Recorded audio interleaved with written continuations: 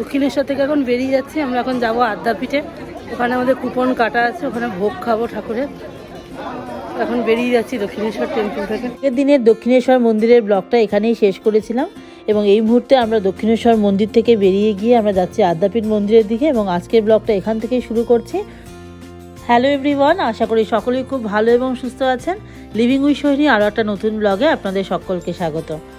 দক্ষিণেশ্বর মন্দির থেকে বেরিয়ে টোটো করে মাত্র 5 মিনিটের মধ্যে আমরা পৌঁছে গেলাম আদ্যাপীঠ মন্দিরে।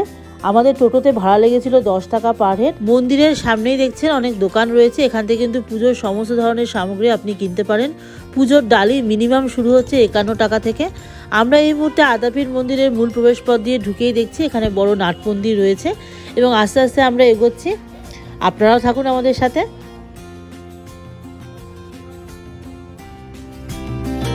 এখন প্রায় 12:30 বাজে। আমরা আস্তে আস্তে ঢুকছি আদ্যাপীঠ মন্দিরের ভেতরে এবং দেখুন আমার বাদিকেই পড়ছে আদ্যাপীঠ মন্দিরের হচ্ছে আদি মন্দির। এখানে এসেই কিন্তু সমস্ত দর্শনার্থীরা পুজো দেন। যদিও আজকে আমাদের কোনো প্ল্যান নেই পুজো দেওয়ার, কারণ অলরেডি আমরা দক্ষিণেশ্বরে পুজো দিয়ে এসেছি এবং আমার আগের ব্লগটাতে আপনাদেরকে আমি বলেওছি যে আমরা অলরেডি আদ্যাপীঠ মন্দিরে হচ্ছে কুপনও কেটে নিয়েছিলাম এবং এখন সেই কারণে আমরা মায়ের ভোগ খেতে যাব। কিন্তু তার আগে আমি ভাবলাম আপনাদেরকে একটু দেখিয়ে নিই। আমার বাদিকেই পড়ছে আদ্যাপীঠ মন্দিরের হচ্ছে আদি মন্দির এবং আমার ডান দিকে রয়েছে আদ্যাপীঠ মন্দিরের হচ্ছে মূল মন্দির এবং এই মূল মন্দিরের কিন্তু সময় হচ্ছে সকাল 10:30 থেকে 11টা এবং সন্ধেবেলা হচ্ছে 6:30 থেকে 7টা। তো ওই সময়টা এলেই কিন্তু আপনি সুন্দরভাবে ঠাকুরকে দর্শন করতে পারবেন। তো চলুন আমরা আস্তে আস্তে এগোই। তো এগোনোর মুখে দেখলাম এখানে আরও একটি মন্দির রয়েছে, পার্বতীর মন্দির। এখানে হর পার্বতী রয়েছেন দুজনই এবং এখানে কিন্তু প্রচুর মানুষ এখানে পুজো দিচ্ছেন। তো চাইলে কিন্তু আপনারাও পুজো দিতে পারেন। এই যে মন্দির দেখছেন, মন্দিরের সামনেই রয়েছে একটা কাউন্টার যেখান থেকে আপনি হচ্ছে ভোগ খাওয়ার জন্য হচ্ছে টিকিট কাটতে পারেন এবং ভোগের মূল্য হচ্ছে 60 টাকা পার হেড, যেখানে আপনি 8 রকমের হচ্ছে মহাপ্রসাদ পাবেন এবং ভোগের টিকিটের টাইমটা হলো সকাল 8টা থেকে হচ্ছে দুপুর 12টা অবধি এবং ভোগ ওরা ডিস্ট্রিবিউট করা শুরু করে সকাল 11:45 থেকে দুপুর 1:30 অবধি। তো এখন প্রায় 1টা বাজে, আমাদের এখন সময় হয়ে গেছে। আমরা এখানে জুতো এবং জিনিসপত্র রেখে আমরা এখন আস্তে আস্তে ঢুকছি। যে এটাই হলো হচ্ছে ভোগ খাওয়ার যেখানে জায়গাটা, সেই জায়গাটা এবং এখানে খুব সুন্দরভাবে কিন্তু হাত ধোয়ার ব্যবস্থা রয়েছে এবং তার আগে কিন্তু আপনাকে কিন্তু অবশ্যই এখানে কিন্তু জুতো খুলে ঢুকতে হবে এবং আপনি আপনার জিনিসপত্রগুলো কিন্তু রাখারও কিন্তু খুব সুন্দর ব্যবস্থা রয়েছে। যাই হোক, আমরা এখন কুপনটা দিচ্ছি, আমরা কুপন দিয়ে আমরা আস্তে আস্তে ভেতরে ঢুকছি ভোগ খাওয়ার জন্য। তো চলুন আপনারাও থাকুন আমাদের সাথে।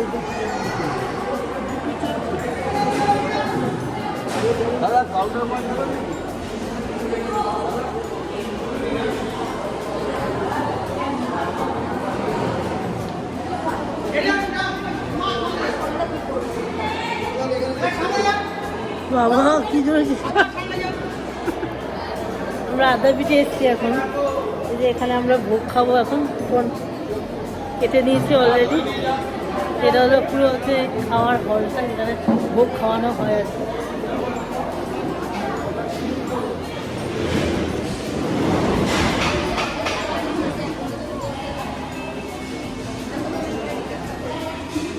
খুব সুন্দরভাবে আমরা বসেছি টেবিল চেয়ারে, আপনারা দেখতেই পাচ্ছেন এবং এখানে খিচুড়ি ছিল, 2 রকম 3 রকমের তরকারি ছিল, চাটনি ছিল, পায়েস ছিল, আরও অনেক কিছুই ছিল।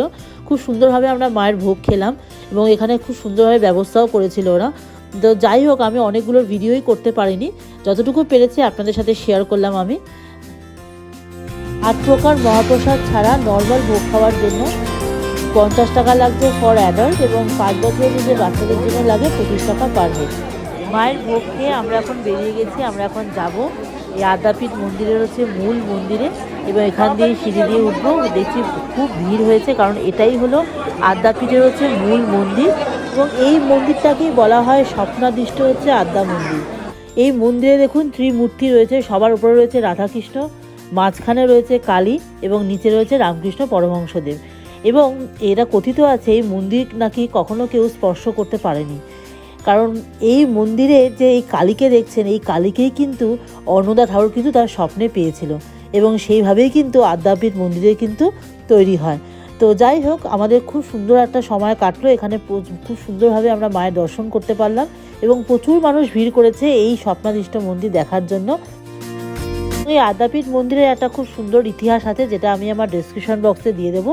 কারণ এত ছোট ব্লগের মধ্যে এত কিছু বলা সম্ভব নয়। তো যাই হোক, তো আমরা আজকে খুব সুন্দরভাবে সময় কাটালাম আদ্যাপীঠ মন্দির এবং দক্ষিণেশ্বরে, এবং সম্পূর্ণটাই শেয়ার করলাম আপনাদের সাথে। আমরা এখন আস্তে আস্তে বেরিয়ে যাচ্ছি। অলরেডি আমরা আদ্যাপীঠ মন্দিরের সামনে থেকে টোটোতে উঠে পড়েছি, যাব দক্ষিণেশ্বর মন্দিরের হচ্ছে মেট্রো স্টেশনে, এবং ওখান থেকে আবার স্কাইওয়াক করে বাড়ি ফিরব।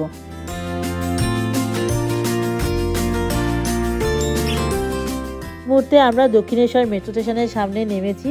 এই জায়গাটা কি সুন্দর লাগলো, তাই একটা ছবি তুললাম। এবং আমরা এখন আস্তে আস্তে ভেতরে ঢুকছি। ভাবলাম বাড়ি ফেরার পথেও আপনাদেরকে একটু দক্ষিণেশ্বর মেট্রো স্টেশনটা দেখিয়ে নিই।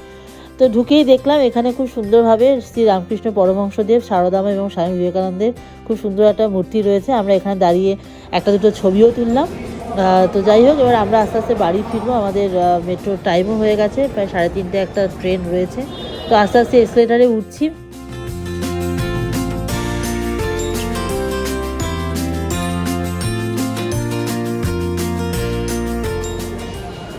এটা দক্ষিণেশ্বর মেট্রো স্টেশন। তো আমরা এখন আস্তে আস্তে ট্রেনে উঠে পড়বো। এখন প্রায় 3:30 বাজে।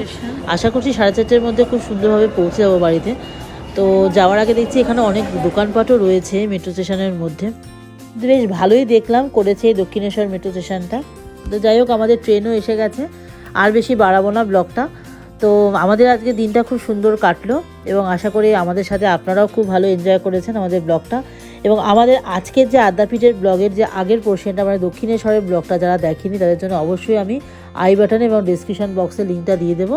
আপনারা চাইলে কিন্তু অবশ্যই দেখে নিতে পারেন। এবং অবশ্যই বলছি, আজকের ব্লগটা আপনাদের কেমন লাগলো সেটা কিন্তু আমাকে অবশ্যই কমেন্টে করে জানাবেন। এবং ভালো লাগলে লাইক, শেয়ার এবং সাবস্ক্রাইব করে দেবেন আমাদের চ্যানেলটিকে। খুব ভালো থাকবেন, সুস্থ থাকবেন। ফিরে আসবো একটা নতুন ব্লগ নিয়ে খুব তাড়াতাড়ি। ততক্ষণের জন্য সকলকে টাটা।